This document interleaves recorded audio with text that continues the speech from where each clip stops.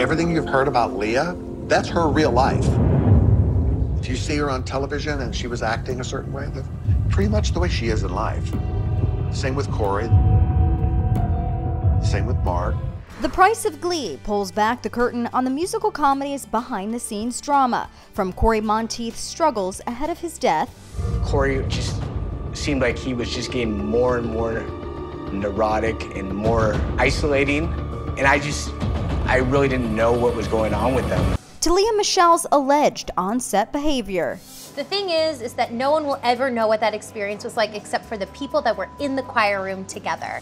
I had a pretty negative experience with Lea Michele. First, the three-part documentary dives into Cory's time on the show. He played quarterback turned Glee club member Finn. I used to think that this was like the lamest thing on earth, and maybe it is, but we're all here for the same reason. Because we want to be good at something. I think the resounding answer is we're excited that a show is finally going to live up to the hype, because we think it's really good. After Cory's shot to fame, things spiraled out of control, and his former roommate Justin claims he struggled with it, all amid his sobriety after his troubled past with drugs and alcohol. He started telling me, he's like, it's really hard to figure out how to be famous. At one point we had to put extra security cameras because he had a stalker, a young girl who was just always following him. But ahead of filming season 5 in 2013, Cory died after a drug overdose during a trip back home to Canada. Now, prior to his death, the actor reportedly got his hair cut by Doug Kirkpatrick, the head of the show's hair department. Most of the boys came to me for haircuts after I left the show. And it was during a haircut that Doug recalled his chilling final conversation with Cory. In the end, at the very last couple days that I saw him, he was different. He was under the influence of alcohol. And so he said he was at a party and he hadn't been drinking and he wanted to have a drink, but he knew he shouldn't. And then he was told by a certain cast member that same night, you know, if you want to have a drink, you should have a drink. I'll be here. You could always trust that I will be here for you. Yeah, the hairstylist claims someone close to Cory gave him the okay to start drinking again. He started drinking because he was given permission by somebody that he loved. Then there's Lea, who played Rachel Berry, and her alleged behavior on set. The greatest thing about Glee was it taught everyone to just be who they are, and that's what always made me so proud to be on Glee. The actress's alleged actions were detailed by cast and crew members.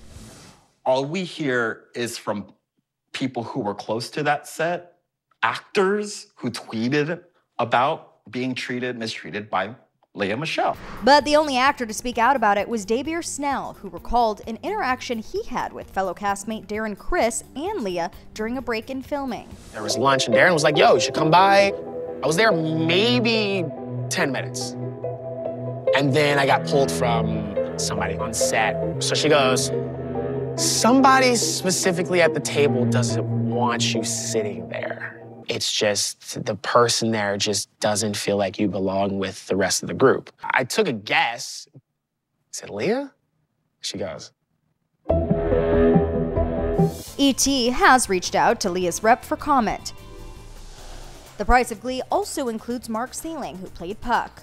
It's fun to play the jerk, you know, and you don't have to make him likable and accessible, so, but it's a lot of fun. After appearing in all 6 seasons, Mark was arrested in 2015 on suspicion of possessing child pornography and eventually pleaded guilty. In 2018, he was found dead by suicide before he could be formally sentenced. A former set decorator on Glee says Mark knew how severe his situation was. No, you can't bounce back from that, and I think he knew that. The news came as a shock to those who worked with him. The crew recalled Mark as an introverted and professional guy. He was quieter, for sure. He just was, you know, a bit off. It was sort of hard to hear some of the things that would ultimately come out. It was just like, wait, what? Now, I will say, in full disclosure, usually people are on their best behavior once they get around the crew. None of the cast chose to participate in the docuseries. In fact, many have publicly slammed it. It doesn't matter what happened on that set, at the end of the day, it's a family. It's like a big dysfunctional family, and there's a loyalty there, like mob mentality, where I'm like, I don't care how much I hated this person at work.